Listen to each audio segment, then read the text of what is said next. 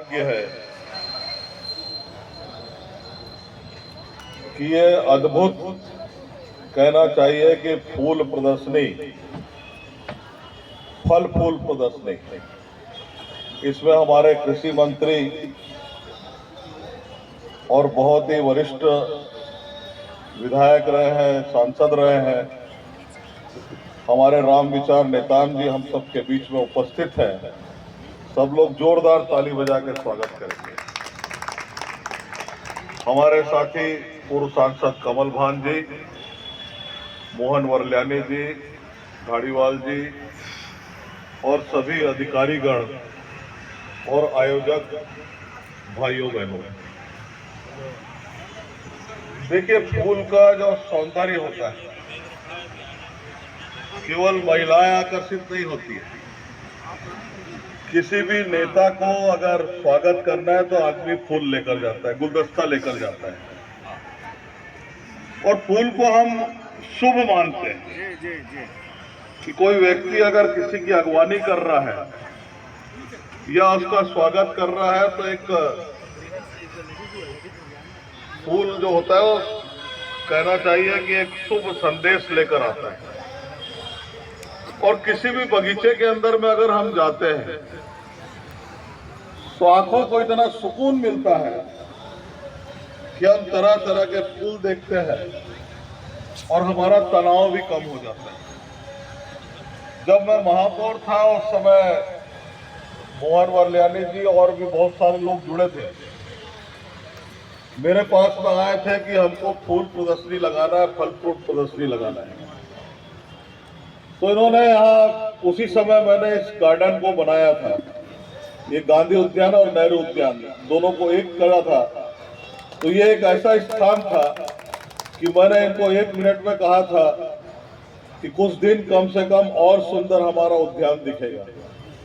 तो आप यहाँ पर प्रदर्शनी लगाएं। और अनवरत जो है यहाँ पर प्रदर्शनी लगा रहे हैं, इसलिए पूरे आयोजकों को मैं बहुत बहुत बधाई और शुभकामनाएं देता हूँ। ये जो स्टॉल लगे हैं जितने, इससे हमको बहुत सारी चीजें सीखने मिल रहा है कि बहुत जरूरी नहीं है कि हमारा घर बहुत बड़ा होगा तभी हम उस घर के अंदर में कोई प्लांट लगा सकते हैं। टेरिस गार्डन बहुत अच्छा लोग बनाते हैं। अभी मेरे को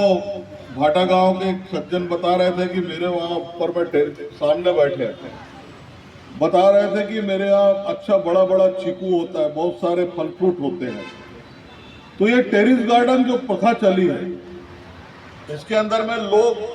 किचन गार्डन बोलते हैं, जिसके पास में बहुत सारे थोड़ा ज्यादा जमीन होता है तो पीछे में फल फ्रूट लगाकर वो जो है वो अपने नित्य उपयोगी चीजों को रोज उसका उपयोग करता है। लेकिन टेरिस गार्डन भी लगाकर जो है आज के समय में जो फर्टिलाइजर है वो हम लोग मानते हैं कि हम बोलना ये शब्द ठीक नहीं है सार्वजनिक रूप से कि वो जहरीला है, कि हम आज हमारी आयु कम क्यों हो रही है, आयु का प्रतिशत कम क्यों हो रहा है। उसका कारण है कि जो शुद्धता है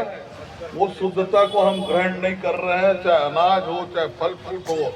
हम उसको शुद्धता से हम दूर जा रहे हैं। इसीलिए प्रधानमंत्री मोदी जी ने जो एक अभियान चलाया देश के अंदर में, ऑर्गेनिक खेती, ये ऑर्गेनिक खेती के माध्यम से जो है हम हर चीज जब ऑर्गेनिक करेंगे, गोबर खाद के माध्यम से करेंगे, तो हमारी आयु भी बढ़ेगी और स्वस्थ आदमी रहेगा। डॉक्टरों का वहाँ भीड़ कम हो जाएगी, अस्पतालों में भीड़ कम होगी। तो ये आपके माध्यम से यहाँ पर बहुत सारे लोग सीख कर जा रहे हैं कि यहाँ पे टेरिस गार्डन के, टेरिस किचन के रूप में भी हम क्या क्या हम वहाँ पर लगाकर अच्छी सब्जियों का हम उत्पाद कर सकते हैं, जो रोज आवश्यकता है उसकी पूर्ति कर सकते हैं, जिससे अर्थ भी बचेगा, साथ में हम अच्छी चीजों का सेवन करेंगे। और इस चीज को हमको खुशी है कि छत्तीसगढ़ सरकार, हमारे कृषि मंत्री राम विचार जी जो है ऑर्गेनिक खेती की और कृषि मंत्री के रूप में इनका बहुत ज्यादा जो अभियान चलाया है और उसके अंदर में जो अच्छा उत्पाद करते हैं उसको आने वाले समय में हमारे मंत्री जी पुरस्कृत भी करेंगे कि ये ऑर्गेनिक खेती के माध्यम से ये लोग अच्छा काम कर रहे हैं, तो इनको निश्चित तौर पे पुरस्कृत किया जाए ताकि आने वाला समय होगा। मैं अंत में केवल 1 मिनट में एक बात को कह रहा हूँ। बेमेतरा और अन्य जगह जब मैं सांसद के रूप में देखा, वहां पर इतने फल फ्रूट और सब्जियां होती है,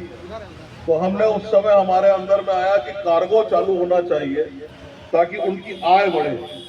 वो दूसरे शहरों के अंदर में हमारे फल फ्रूट सब्जी जाए। तो डोमेस्टिक कार्गो तो हमने उस समय चालू कर दिया था, जो अभी भी चल रहा है, लेकिन आने वाले समय में इंटरनेशनल कार्गो के माध्यम से जो लोग इस क्षेत्र के अंदर में समाहित है, उनको एक अच्छी आमदनी का जरिया जो है वो छत्तीसगढ़ सरकार चाहती है कि आने वाले समय में मिले। हमारे कृषि मंत्री जी सांसद भी रहे हैं और जितने मंत्री हैं आपके सब परिचित हैं, तो आपके साथ मिलकर जो है आने वाले समय में जो अच्छा परिवहन कार्गो के माध्यम से आपको मिलेगा, ये हम उम्मीद करते हैं। और पुनः जितने लोग भी यहाँ स्टॉल लगाए, सबको बहुत बहुत बधाई, बहुत बहुत शुभकामनाएं। जय हिंद, जय छत्तीसगढ़।